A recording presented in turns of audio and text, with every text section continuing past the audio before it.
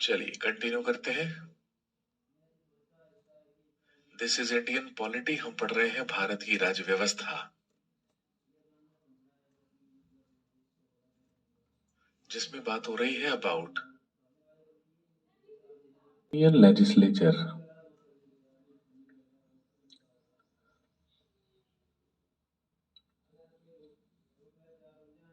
संघीय विधायिका।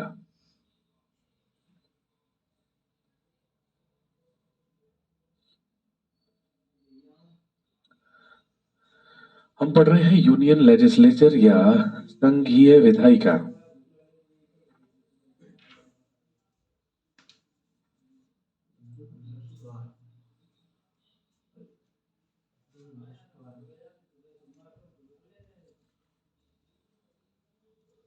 मेरा सही तो आ रहा है।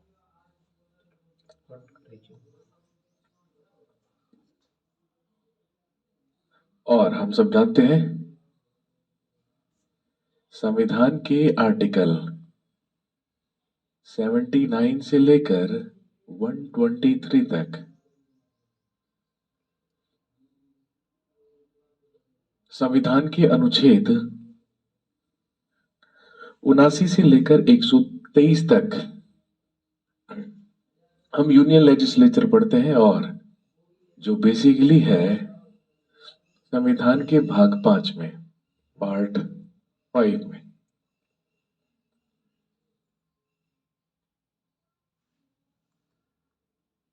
मेरे भाई, उपराष्ट्रपति की नियुक्ति नहीं होती है, उपराष्ट्रपति के लिए निर्वाचन होता है। क्योंकि उपराष्ट्रपति नियुक्त पद नहीं है, वो निर्वाचित पद है, यानी कि वो अपॉइंट नहीं होता है, वो इलेक्ट होता है, इलेक्शन होता है उपराष्ट्रपति का।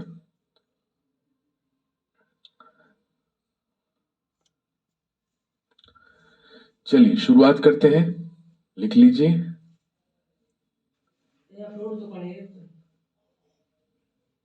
लेजिस्लेटिव प्रोसीजर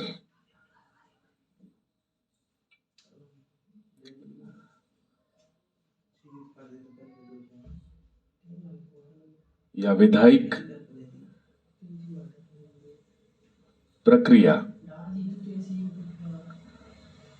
लेजिस्लेटिव प्रोसीजर या विधायिक प्रक्रिया,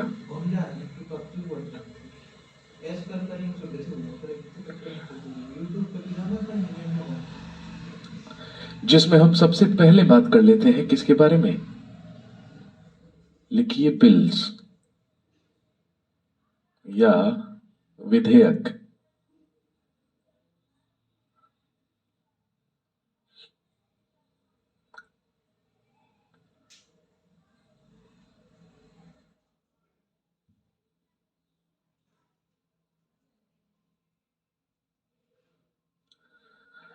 सबसे पहले हम बात करते हैं बिल्स के बारे में या विधेयक के बारे में। अब सबसे पहले तो ये जानना है कि क्या होता है एक बिल, क्या होता है एक विधेयक। सिंपल सी डेफिनेशन है, वन लाइन डिस्क्रिप्शन है। लिखिए, a proposed draft, a proposed draft of a law, a proposed draft of a law is known as a bill. या हिंदी में लिखेंगे, एक प्रस्तावित कानून के प्रारूप को ही विधेयक कहा जाता है। एक प्रस्तावित कानून के प्रारूप को ही विधेयक कहा जाता है। A proposed draft of a law is known as a bill. एक प्रस्तावित कानून के प्रारूप को विधेयक या बिल कहा जाता है।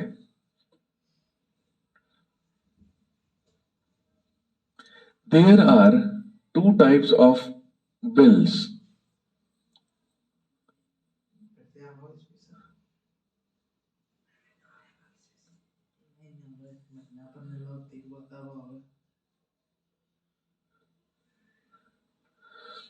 There are two types of a bill. विधेयक के दो प्रकार होते हैं।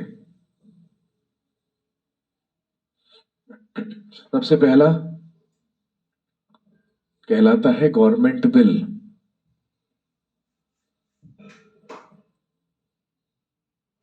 सरकारी विधेयक। पहला कहलाता है गवर्नमेंट बिल या सरकारी विधेयक।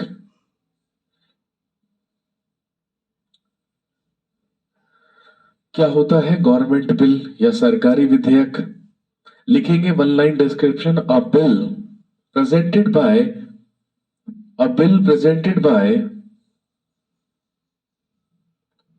The members of a bill presented by the members of Council of Ministers.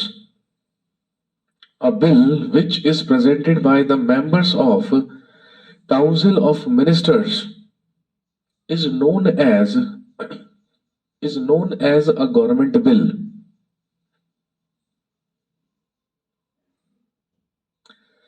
लिखेंगे वह विधेयक जो मंत्री परिषद के सदस्यों द्वारा पेश किया जाता है। वह विधेयक जो मंत्री परिषद के सदस्यों द्वारा पेश किया जाता है वह सरकारी विधेयक कहलाता है।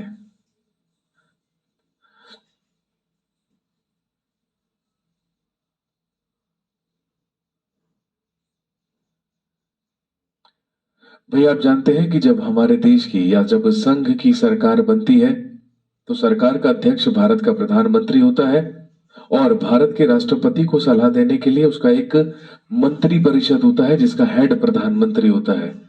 तो वो जो मंत्री परिषद होता है या वो जो काउंसिल ऑफ मिनिस्टर्स होता है उसी के मेंबर्स के द्वारा पेश किया गया कोई भी बिल क्या कहलाता है? गवर्नमेंट बिल कहलाता है या सरकारी विधेयक कहलाता है। दूसरा कहलाता है non government bill.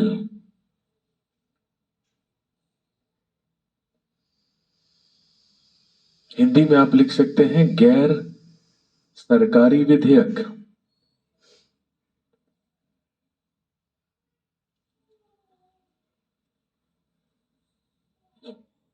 Non government bill या गैर सरकारी विधेयक।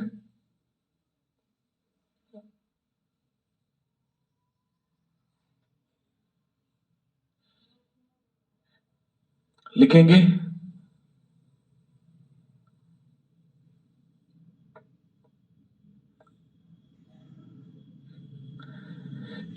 These bills are presented by those member of parliament. These bills are presented by those member of parliament who are not the member of council of ministers, who are not the members of council of ministers। लिखेंगे यह विधेयक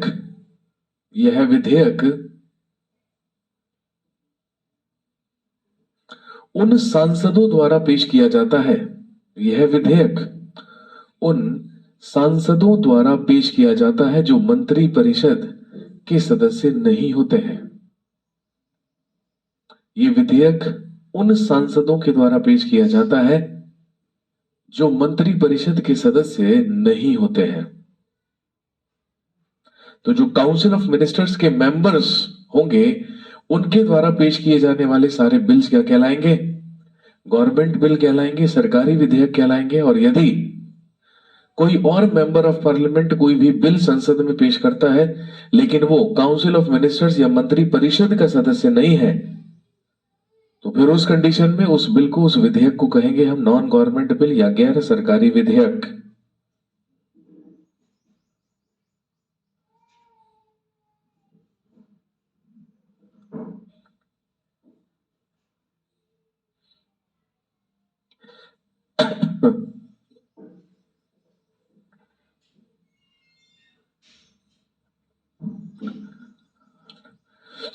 चलिए सबसे पहले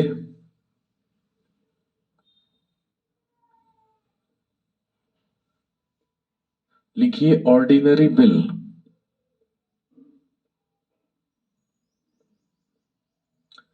साधारण विधेयक।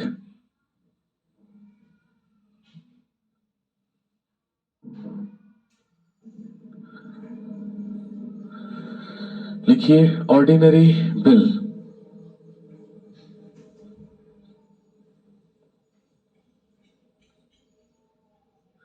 विधायक और विधेयक दोनों अलग शब्द हैं। बहुत ही बढ़िया भाई। तुम पॉलिटी स्पेशल में क्या कर रहे हो भाई? विधेयक का मतलब है बिल। विधायक विधायक का मतलब है member of legislative assembly, MLA. Obviously मेरे भाई दोनों अलग अलग शब्द हैं, है ना? लेकिन दोनों के दोनों शब्द एक ही वर्ड से बने हैं, है ना? विधायक भी और विधेयक भी, विधायिका भी। ये सारे के सारे शब्द किससे बने हैं? विधि शब्द से। और यहां पर विधि शब्द का मतलब क्या है? कानून, लॉ। सर, संसद के संयुक्त अधिवेशन की अध्यक्षता राज्य सभापति करेंगे या लोकसभा अध्यक्ष? डेफिनेटली लोकसभा अध्यक्ष करेंगे मेरे भाई।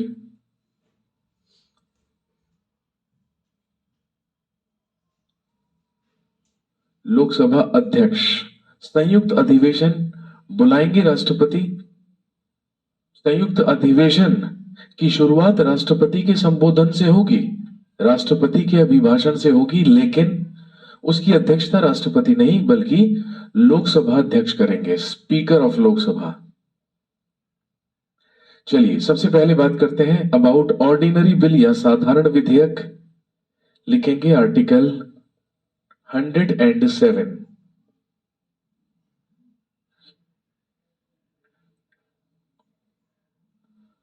आर्टिकल 107 इसमें है, लिखेंगे definition of N ordinary bill, एक साधारण विधेयक की परिभाषा। इसमें है definition of N ordinary bill, एक साधारण विधेयक की परिभाषा। क्या है साधारण विधेयक की परिभाषा? लिखेंगे all bills except all bills except money bill and amendment bill. All bills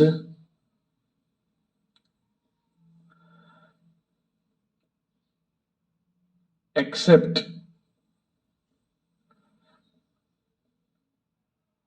a money bill and an amendment bill.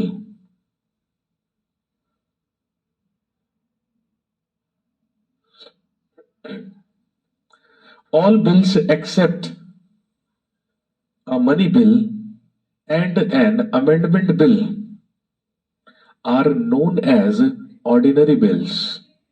Are known as ordinary bills. Hindi में लिखेंगे एक धन विधेयक, एक धन विधेयक एवं संशोधन विधेयक को छोड़कर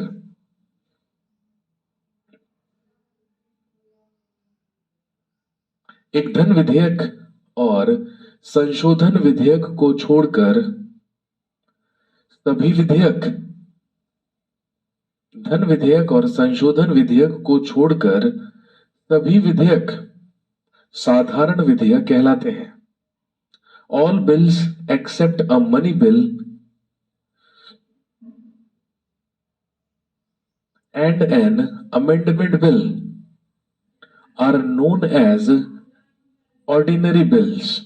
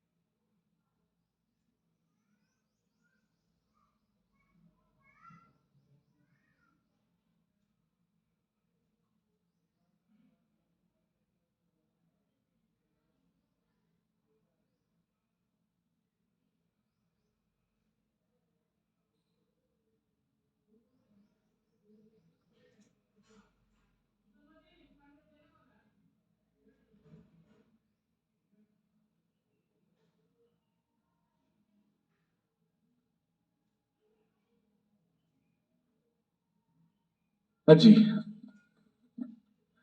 सर, ऑर्डिनरी बिल को एक सदन में अच्छा पास हो जाता है या दोनों सदनों में पास होना अनिवार्य है, अभी बताते हैं भाई। तो आर्टिकल 107 में एक साधारण विधेयक की परिभाषा है, एक ऑर्डिनरी बिल की डेफिनेशन है, और ये कहा गया है कि धन विधेयक और संशोधन विधेयक को छोड़कर बाकी जितने भी विधेयक होते हैं वो सारे के सारे क्या कहलाते हैं? ऑर्डिनरी बिल कहलाते हैं।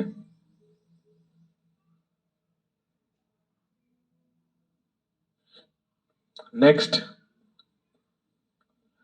आर्टिकल 107 का 1 लिखिए, अनुच्छेद 107 का 1।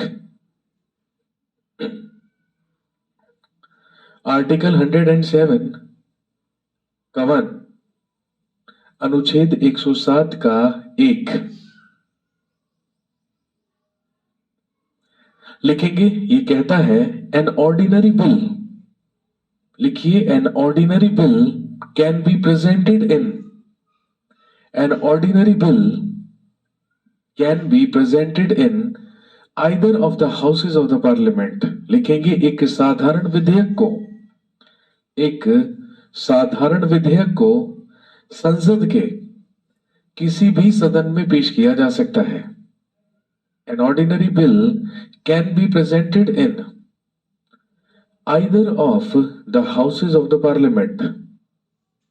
एक साधारण विधेयक को संसद के किसी भी सदन में पेश किया जा सकता है।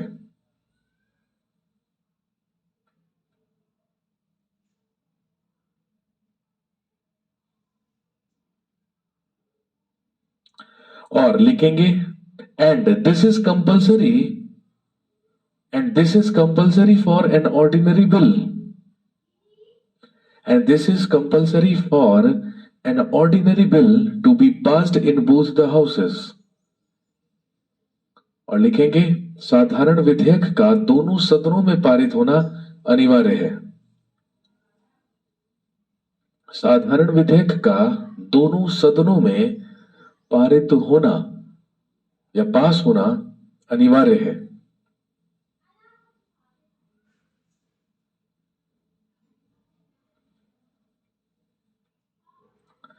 लिखेंगे देयर आर, इसके बाद लिखिए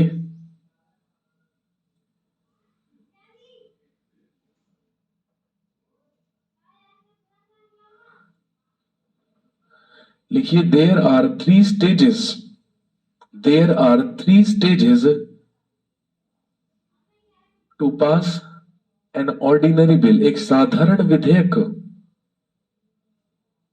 एक साधारण विधेयक को पारित करने के, एक साधारण विधेयक को पारित करने के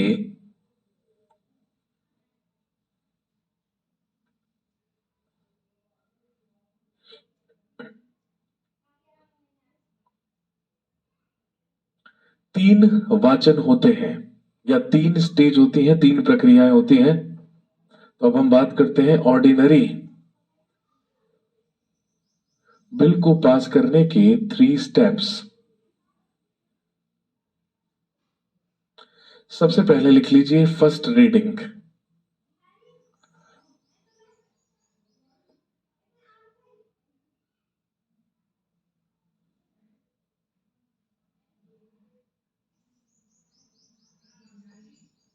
ऑर्डिनरी बिल 3 स्टेप्स में क्या होता है? पास होता है, जिसमें सबसे पहली रीडिंग,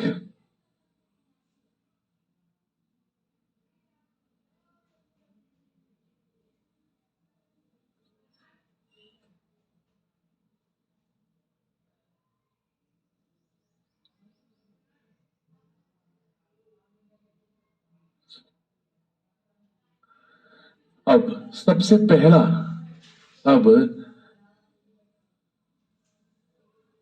सबसे पहली जो रीडिंग होगी, सबसे पहला जो वाचन होगा संसद में, उसमें क्या काम होगा? ठीक है, लिखेंगे इसमें, लिखिए अ मिनिस्टर और अ मिनिस्टर और a member of parliament a minister और अ मेंबर ऑफ पार्लियामेंट। भाई सिंपल सी बात है, या तो बिल मिनिस्टर पेश करेगा या मेंबर ऑफ पार्लियामेंट, यानी कि या तो काउंसिल ऑफ मिनिस्टर्स का मेंबर जो कि एक सरकारी विधेयक होगा, या फिर एक सामान्य रूप से एमपी मेंबर ऑफ पार्लियामेंट जो कि गैर सरकारी बिल होगा।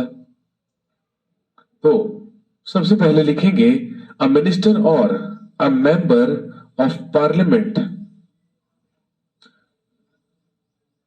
introduces the bill in either of the houses of the parliament. Introduces a bill in either of the houses of the parliament. लिखेंगे एक मंत्री या सांसद, एक मंत्री या सांसद संसद के किसी भी सदन में विधेयक प्रस्तुत करता है।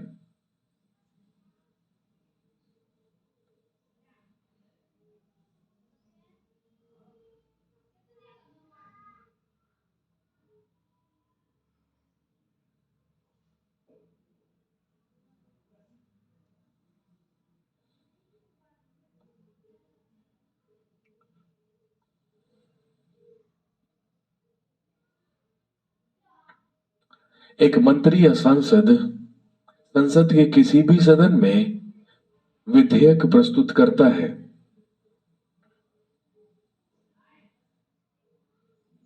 बट बिफोर दैट, लेकिन उससे पहले, लिखेंगे बट बिफोर दैट या उससे पहले, चेयरपर्सन और स्पीकर, चेयरपर्सन और स्पीकर, यहां पर चेयरपर्सन और स्पीकर मैंने क्यों कहा?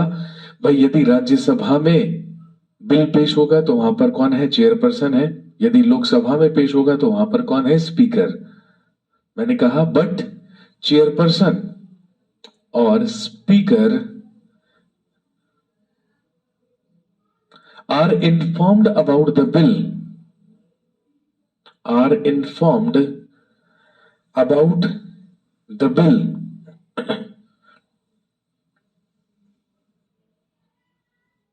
at least 1 month before, at least 1 month before presenting the bill।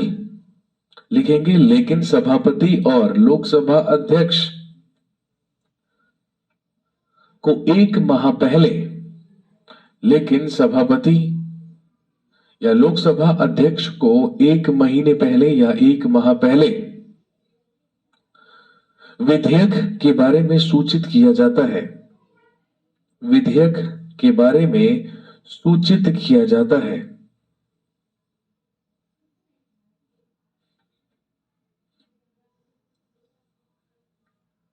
And और लिखेंगे the objective and the expenses of the bill,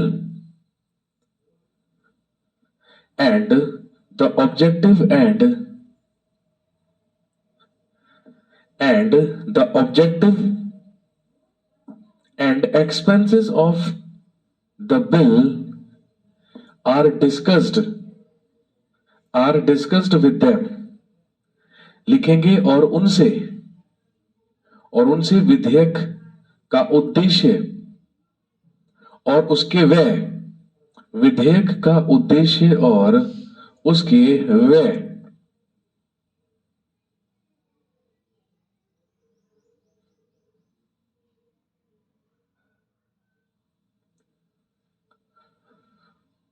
तथा विधेयक का उद्देश्य और उसके व्यय का विवरण भी सभापति और लोकसभा अध्यक्ष को दिया जाता है।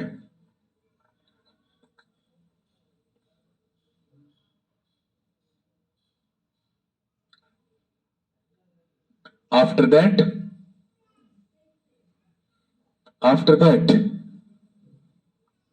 चेयरपर्सन और the speaker of Lok Sabha, after that chairperson और a speaker of Lok Sabha declared the date to present the bill। और इसके बाद सभापति या अध्यक्ष के द्वारा, इसके बाद सभापति या अध्यक्ष के द्वारा विधेयक पेश करने की तारीख निर्धारित की जाती है। इसके बाद विधेयक पेश करने की तारीख निर्धारित की जाती है। यह है सबसे पहला स्टेप, यह है सबसे पहली रीडिंग, प्रथम वाचन।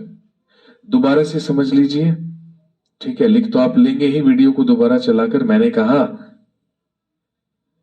सबसे पहला काम होता है भाई मिनिस्टर, ठीक है, या सांसद के द्वारा संसद के किसी भी सदन में बिल पेश करना। अब वो बिल लोकसभा में भी जा सकता है पहले, राज्यसभा में भी जा सकता है। हम ऑर्डिनरी बिल की बात कर रहे हैं, साधारण विधेयक की। और यदि हम साधारण विधेयक की बात कर रहे हैं, ऑर्डिनरी बिल की बात कर रहे हैं, ठीक है, तो ध्यान रखेंगे एक ऑर्डिनरी बिल को पेश करने से मिनिमम 1 महीने पहले सभापति या लोकसभा स्पीकर को पहले से ही सूचित किया जाता है। उस बिल का उद्देश्य क्या है, उसके होने वाले खर्चे क्या है, वो भी सभापति या अध्यक्ष को पहले बताया जाता है। और उसके बाद ही सभापति या अध्यक्ष उस बिल को पेश करने की तिथि निर्धारित करता है। कहने का मतलब वही डिसाइड करता है कि वो बिल किस दिन पेश किया जाएगा।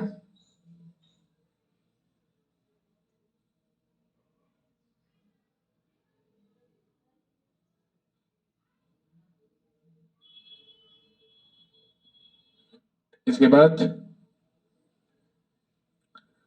लिखिए सेकंड रीडिंग।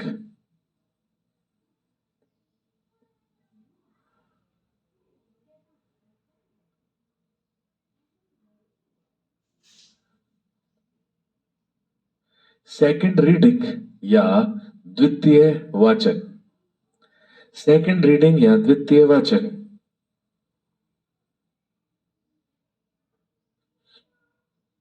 लिखेंगे in the first stage of second reading. In the first stage of second reading, या लिखेंगे द्वितीय वाचन,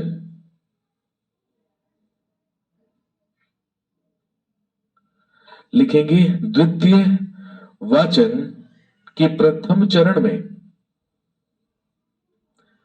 द्वितीय वाचन के प्रथम चरण में विधेयक पर सामान्य रूप से चर्चा की जाती है।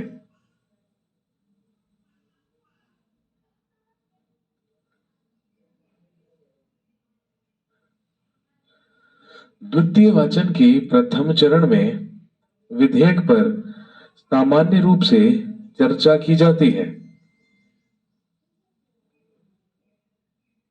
कहने का मतलब जो विधेयक या जो बिल पेश किया गया है सदन में, उस पर सबसे पहले क्या होती है, बहस होती है।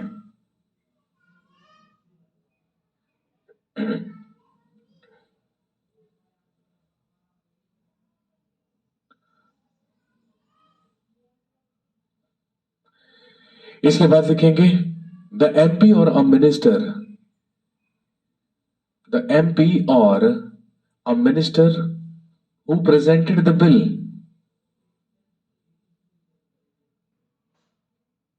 द एमपी और the minister who presented the bill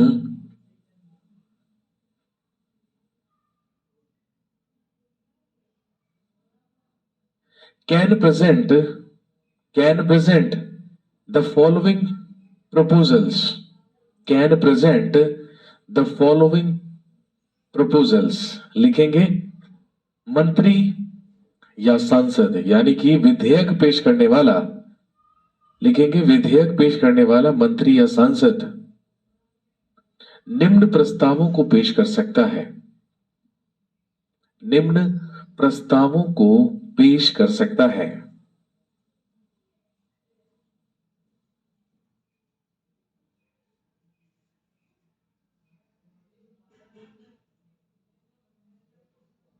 अब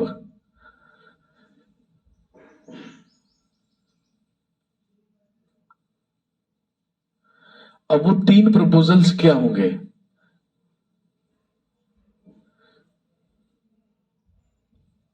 वो 3 प्रस्ताव क्या होंगे जो बिल पेश करने वाला संसद में देगा।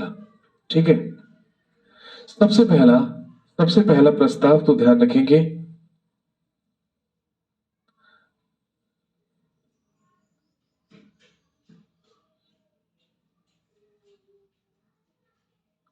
सबसे पहला, जो विधेयक संसद में पेश किया गया है या संसद के सदन में पेश किया गया है, उस पर सदन में तत्काल विचार किया जाए, यानी कि उसी समय उस पर विचार किया जाए। सबसे पहला प्रपोजल तो ये देगा जिसने बिल पेश किया है।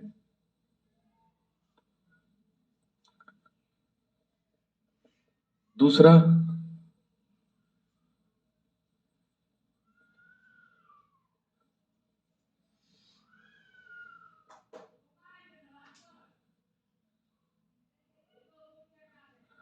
लिखेंगे विधेयक को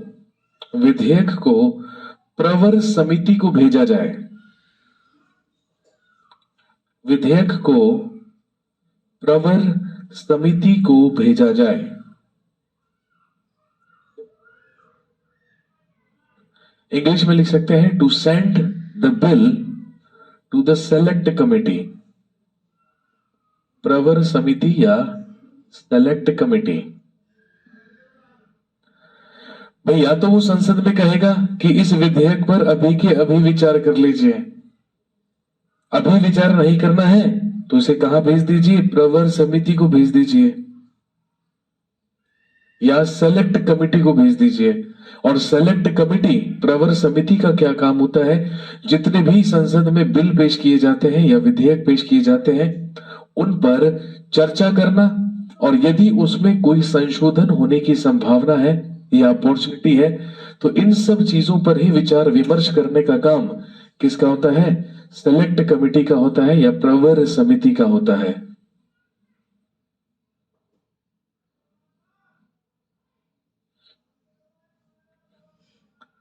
या तीसरा प्रपोजल वो देगा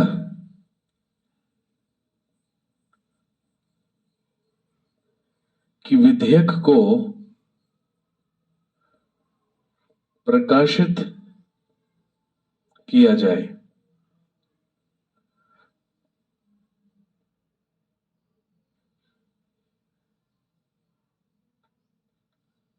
इंग्लिश में लिख सकते हैं to publish that bill for public.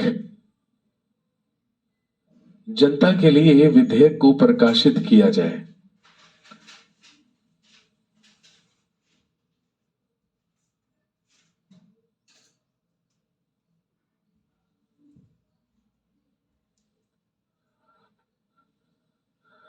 अब नॉर्मली क्या होता है, यदि बिल बहुत ज्यादा इंपॉर्टेंट होता है, बहुत ज्यादा महत्वपूर्ण होता है, तो उस पर तत्काल चर्चा कर ली जाती है, उस पर तत्काल विचार कर लिया जाता है। लेकिन यदि वो कोई एक सामान्य कानून है तो सिंपल सी बात है, उसे भेज दिया जाता है किसके पास, सेलेक्ट कमिटी के पास या प्रवर समिति के पास। और यदि ऐसा लगता है कि भाई उस विधेयक को पारित करने या पारित ना करने के लिए हमें जनता के विचार जान लेने चाहिए या फिर हमें जनता की राय ले लेनी चाहिए, तो उस बिल को क्या कर दिया जाता है, प्रकाशित कर दिया जाता है या उसे पब्लिश कर दिया जाता है।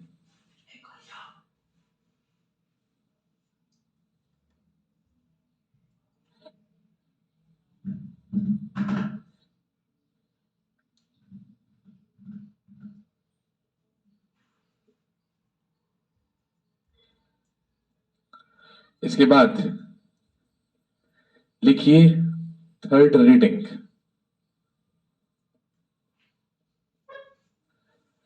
तृतीय वाचन।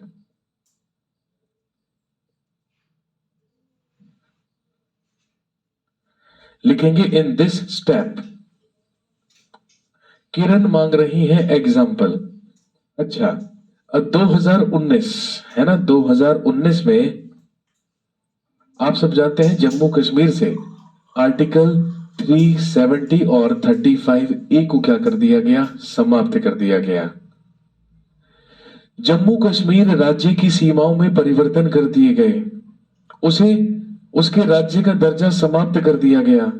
जम्मू कश्मीर को दो यूनियन टेरिटरीज में तोड़ दिया गया, जम्मू कश्मीर और लद्दाख। ये सब कैसे हुआ, ऐसा कैसे हो गया? ठीक है, अब 2019 में संसद में एक बिल पास हुआ था, जो बिल क्या कहलाता है? जम्मू कश्मीर पुनर्गठन विधेयक 2019। और ये जो जम्मू कश्मीर पुनर्गठन विधेयक 2019 था, आप जानते हैं कि ये हमारे गृह मंत्री श्री अमित शाह के द्वारा संसद में पेश किया गया था। अब यदि ये श्री अमित शाह के द्वारा पेश किया गया तो ये तो स्वाभाविक सी बात हो गई कि वो एक सरकारी बिल था, वो एक गवर्नमेंट बिल था, क्योंकि पेश कौन कर रहे थे? Member of council of ministers. ठीक है, लेकिन क्योंकि जम्मू कश्मीर का मुद्दा अति महत्वपूर्ण था, बहुत ज्यादा इंपॉर्टेंट था, इसीलिए हमें तो केवल और केवल खबर मिली कि भैया 370 हटा दिया गया। आज तक पे लाइव ये एक्सक्लूसिव जानकारी और खबर केवल हम ही आप तक पहुंचा पा रहे हैं, बाकी तो पागल है। ऐसा ही होता है ना न्यूज चैनल्स का, कि ये ताजा और एक्सक्लूसिव खबर केवल हम ही, केवल एबीपी न्यूज ही आप तक पहुंचा पा रहा है। सभी यही कह रहे होते हैं, है ना, सबको लगता है हम ही सबसे ज्यादा तेज हैं। और कभी कभी तो चापलूसी करने के चक्कर में, आप तो जानते ही हैं, कभी कभी तो ऐसा भी हो जाता है कि चापलूसी करने के चक्कर में अंजना ओम कश्यप, है ना, वो खबर भी दे देती है जो अभी घटी ही नहीं होती है, जो अभी घटित ही नहीं हुआ होता है वो भी सुना देती है वो कभी कभी तो आप अच्छी तरीके से जानते हैं कि भाई यदि किसी भी राज्य की सीमा में फेरबदल करना हो या उसका नाम बदलना हो, संविधान के अनुच्छेद 3 के तहत, आर्टिकल 3 के तहत ये पॉसिबल है। और ये काम एक साधारण प्रक्रिया से भी किया जा सकता है, और हम साधारण प्रक्रिया की ही बात कर रहे हैं। तो जम्मू कश्मीर पुनर्गठन विधेयक पेश किया गया श्री अमित शाह के द्वारा सबसे पहले राज्यसभा में। जब राज्यसभा में पेश किया गया तो उस पर तत्काल क्या कर ली गई? चर्चा कर ली गई। बट फर्क इतना था कि यदि राज्य की सीमाओं में कोई फेरबदल होता है तो उसके लिए सबसे पहले राष्ट्रपति से परमिशन लेनी होती है। तो उन्होंने सबसे पहले राष्ट्रपति से ही परमिशन ली थी। पहले बिल पास हुआ राज्यसभा में, उसके बाद बिल पास हुआ लोकसभा में। राष्ट्रपति पहले ही अनुमति दे चुके थे। तो जो जम्मू कश्मीर पुनर्गठन विधेयक था वो बन गया जम्मू कश्मीर पुनर्गठन अधिनियम 2019। और आप जानते हैं उसी अधिनियम के तहत जम्मू कश्मीर के राज्य का दर्जा समाप्त करके उसे 2 यूनियन टेरिटरीज में बांट दिया गया, जम्मू कश्मीर और लद्दाख में। इसके बाद होता है थर्ड रीडिंग या तृतीय वाचन। लिखेंगे in this reading the bill is finally presented for voting.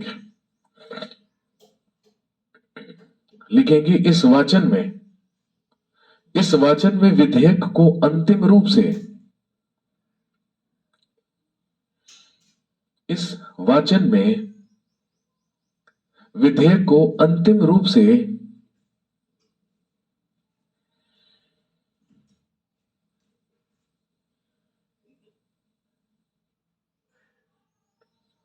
इस वाचन में विधेयक को अंतिम रूप से स्वीकृति के लिए पेश किया जाता है।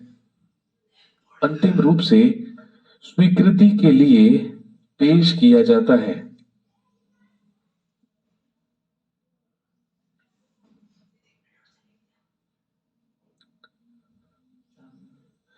लिखेंगे no debates and proposals of amendments are given in this reading। लिखेंगे इस वाचन में ना तो बहस होती है और ना ही संशोधन का कोई प्रस्ताव दिया जाता है। इस वाचन में ना तो कोई बहस होती है और ना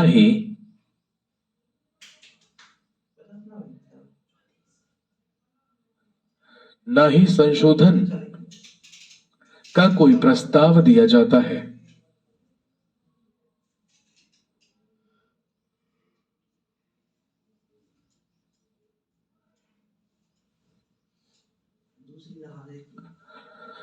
केवल और केवल क्या काम होता है? उस विधेयक पर वोटिंग होती है।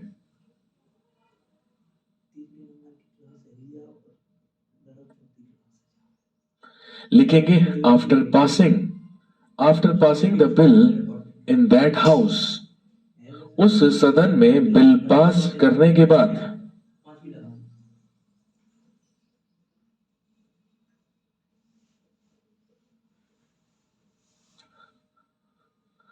उस सदन में बिल पास करने के बाद उसे दूसरे सदन को सौंप दिया जाता है।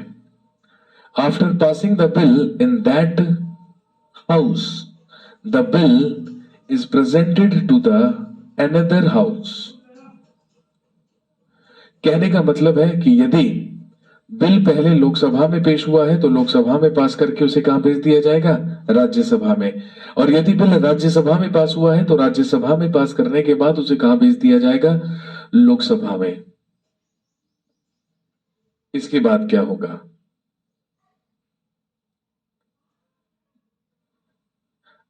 अगला स्टेप,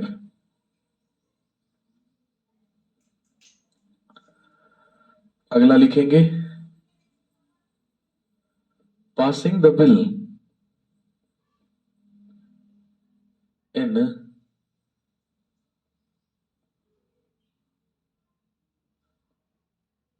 अदर हाउस,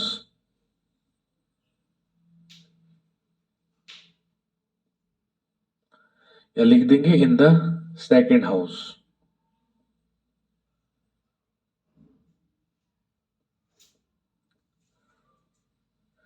या दूसरे सदन में विधेयक पारित करना।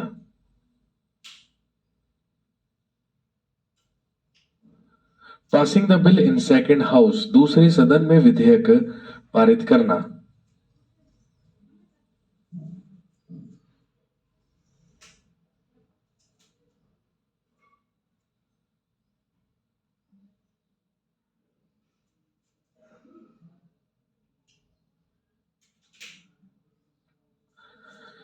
लिखेंगे when the bill will be presented in the second house, लिखेंगे जब विधेयक को दूसरे सदन में पेश किया जाएगा।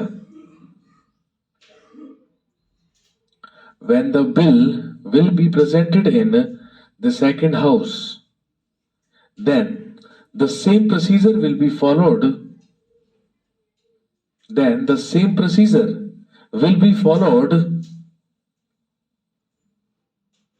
as in the first house। लिखेंगे जब विधेयक को दूसरे सदन में पेश किया जाएगा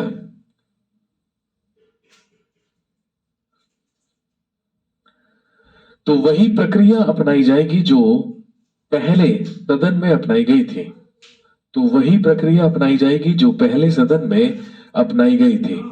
कहने का मतलब वो जो 3 स्टेप्स हमने फर्स्ट हाउस में फॉलो किए थे उसे दोबारा से फॉलो करेंगे किसमें? सेकेंड हाउस में।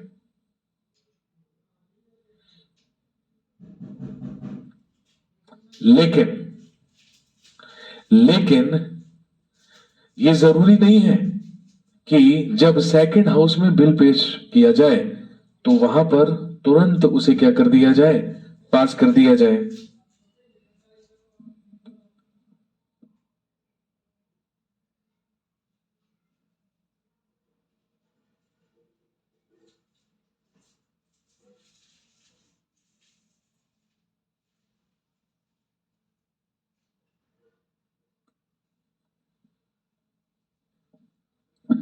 जब दूसरे सदन में बिल को पेश किया जाएगा तो उसी प्रक्रिया को फॉलो किया जाएगा दोबारा से जो पहले सदन में या पहले हाउस में फॉलो किया गया था।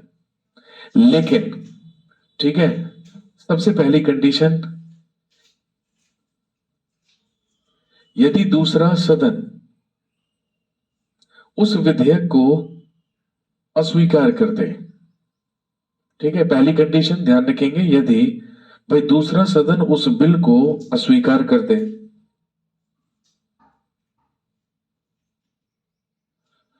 या उस बिल पर कोई ऐसा संशोधन पेश करे या उस विधेयक पर कोई ऐसा संशोधन प्रस्तावित करे जो पहले हाउस को एक्सेप्ट ना हो या स्वीकार ना हो, या फिर वो सदन उस विधेयक पर 6 माह तक कोई कार्यवाही ना करे।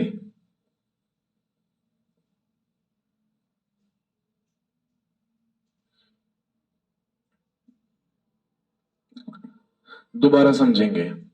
जब एक हाउस से बिल पास होकर दूसरे हाउस में भेज दिया गया, फॉर एग्जाम्पल पहले बिल लोकसभा में पास हो गया था, अब लोकसभा से पास करके उसे कहां भेज दिया गया, राज्यसभा में।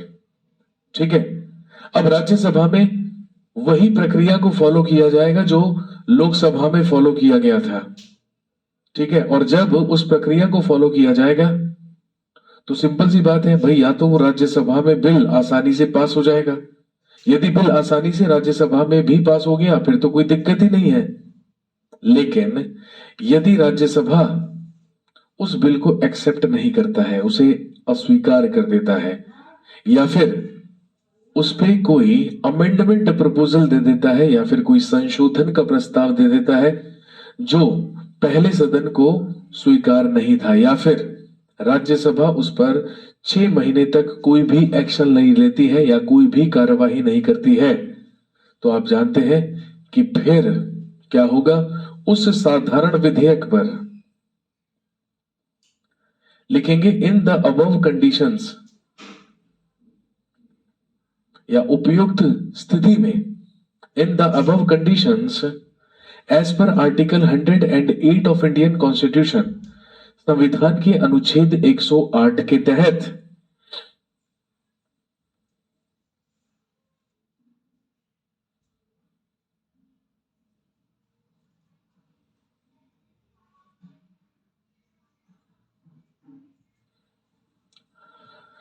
As per article 108 of Indian constitution लिखेंगे the president of India can call a joint session on that bill.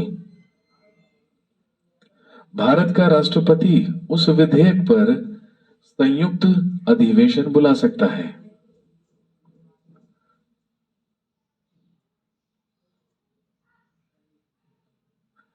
राष्ट्रपति उस विधेयक पर जॉइंट सेशन या संयुक्त अधिवेशन बुला सकता है।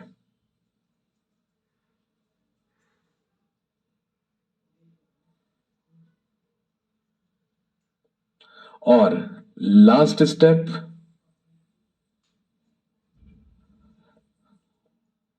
लिखेंगे acceptance by the president.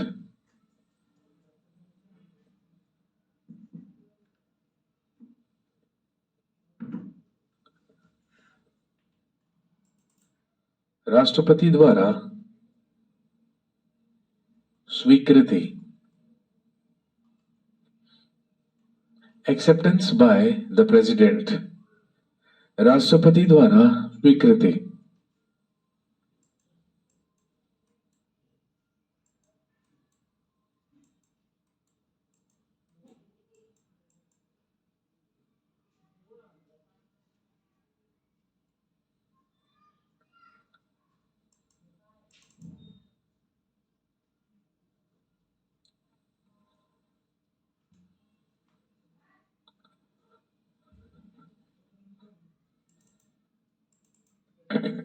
Acceptance by the president या राष्ट्रपति द्वारा स्वीकृति।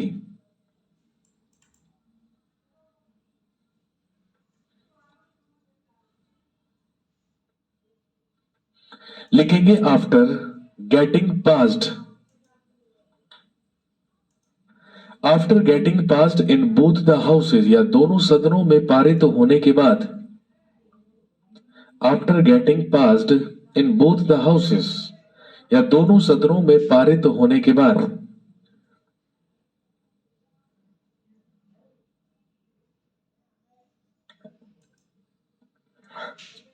The bill is sent, the bill is sent to the president of India, विधेयक को भारत के राष्ट्रपति को भेज दिया जाता है। विधेयक को भारत के राष्ट्रपति के पास भेज दिया जाता है।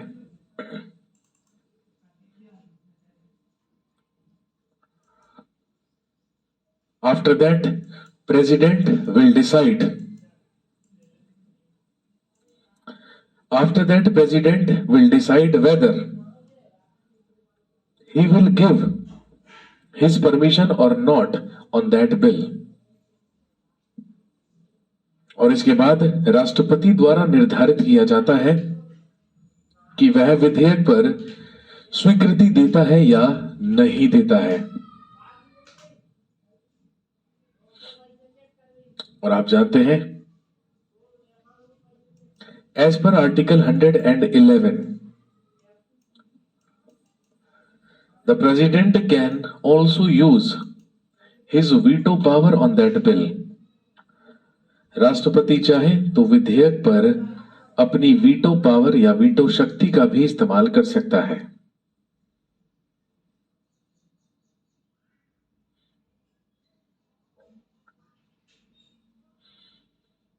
क्या होती है राष्ट्रपति की वीटो पावर, वीटो शक्ति? भाई हम सब जानते हैं, या तो राष्ट्रपति उस विधेयक पर अपनी स्वीकृति देने से इनकार कर देगा, जिसको हम कहते हैं एब्सोल्यूट वीटो, आत्यंतिक वीटो, या फिर राष्ट्रपति पुनर्विचार के लिए एक बार फिर सोचने के लिए विधेयक को एक बार संसद को वापस लौटा देगा। इसको हम कहते हैं सस्पेंसरी वीटो, निलंबनकारी वीटो। या फिर राष्ट्रपति ना तो स्वीकृति देगा, ना ही अस्वीकृति देगा, ना ही पुनर्विचार के लिए वापस लौटाएगा, बस उस बिल को अपने पास सुरक्षित रख लेगा, फोल्ड करके अपने पॉकेट में, जिसको पॉकेट वीटो कहते हैं, जिसको जेबी वीटो कहते हैं। और राष्ट्रपति चाहे तो अपना पूरा का पूरा कार्यकाल भी उस विधेयक पर बिना कोई एक्शन या बिना कोई कार्रवाई किए निकाल सकता है। लेकिन यदि राष्ट्रपति को उस बिल से कोई परेशानी नहीं है तो राष्ट्रपति क्या करेंगे? उस बिल पर हस्ताक्षर करके अपनी स्वीकृति प्रदान करेंगे। और जैसे ही अपनी स्वीकृति प्रदान करेंगे तो आप जानते हैं, जिसको अभी तक हम कह रहे थे बिल, अब वो क्या बन जाएगा? एक्ट, अधिनियम, यानी कि अब वो कानून बन चुका है। ये है संसद में एक ऑर्डिनरी बिल या एक साधारण विधेयक को पेश करने और उसे पास करने की प्रक्रिया या प्रोसीजर।